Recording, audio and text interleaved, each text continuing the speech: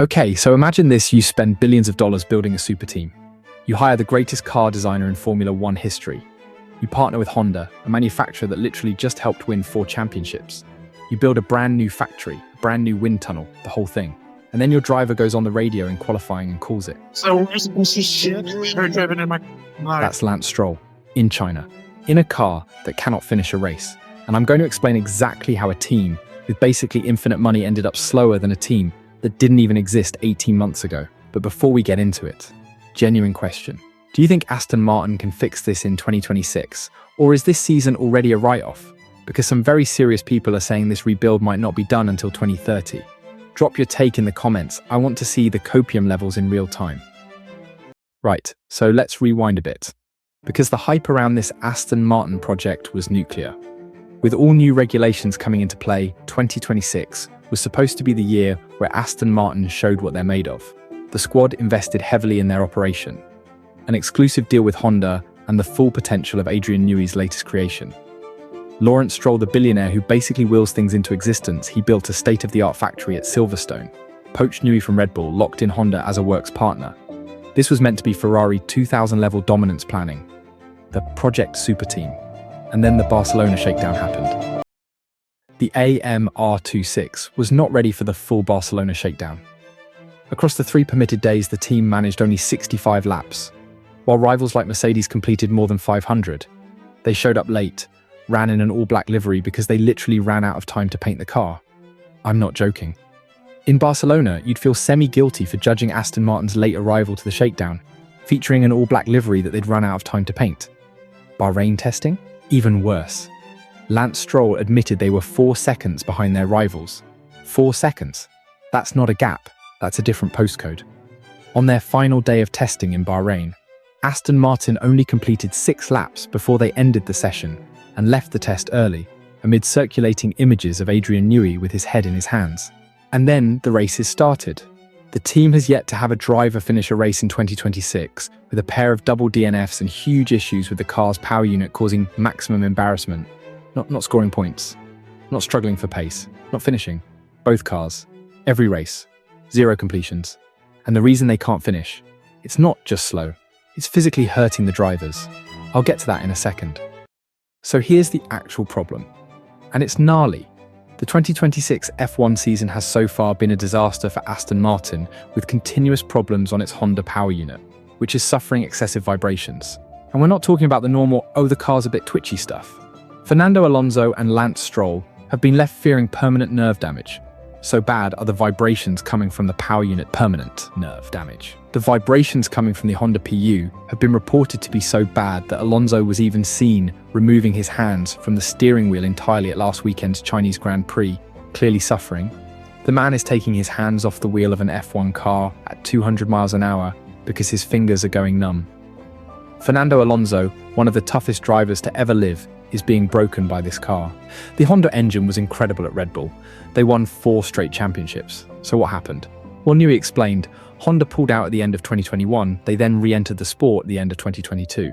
When they reformed, a lot of the original group had disbanded and gone to work on solar panels or whatever, and a lot of the group that reformed are actually fresh to Formula One.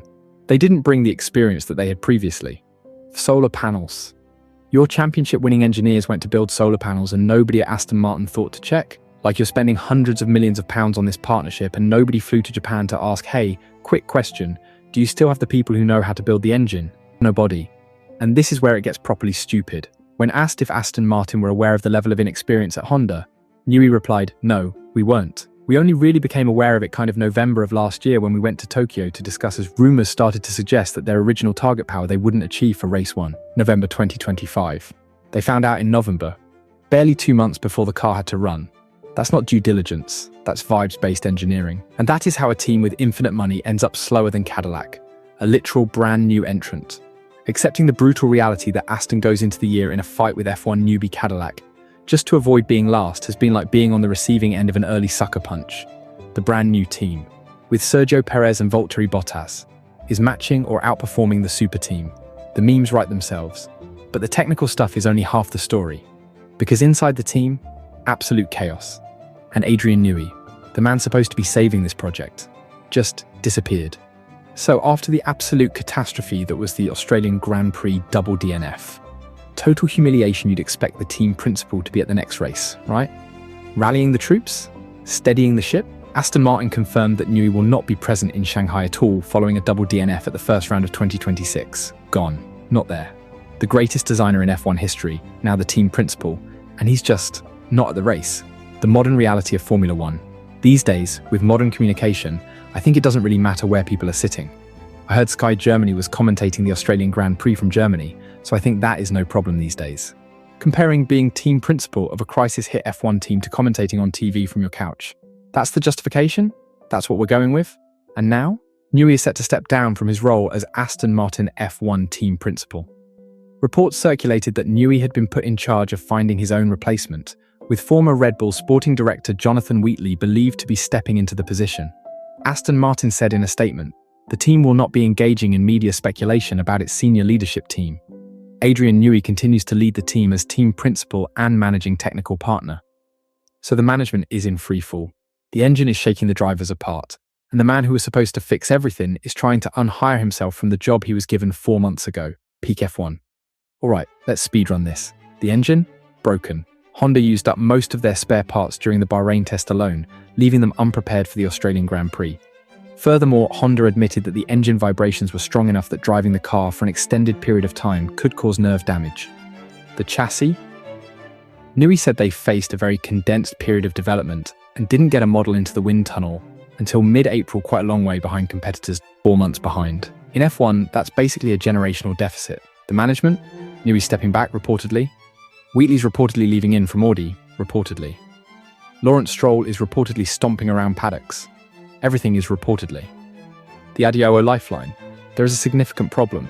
The first evaluation interval set by the FIA is after the 6th race of 2026, and if the Bahrain and Saudi Arabian Grands Prix are cancelled, round 6 will be Monaco in June, so they might not even get their regulatory help until the summer.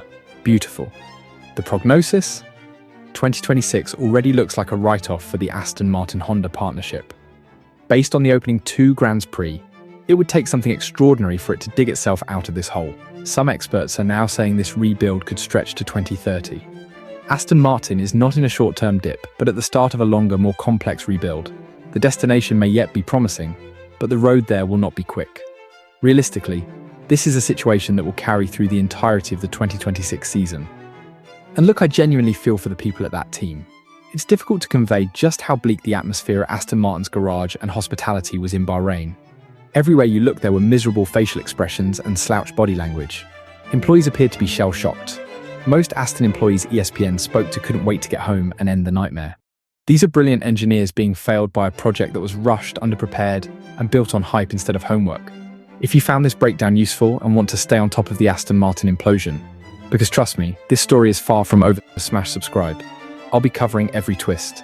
Suzuka is this weekend and it's Honda's home race. The embarrassment levels are about to go nuclear.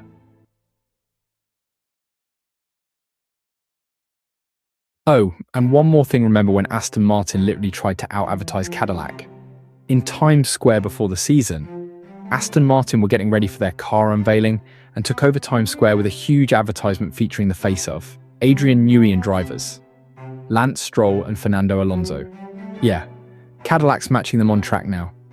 Money well spent, Lawrence. Money well spent.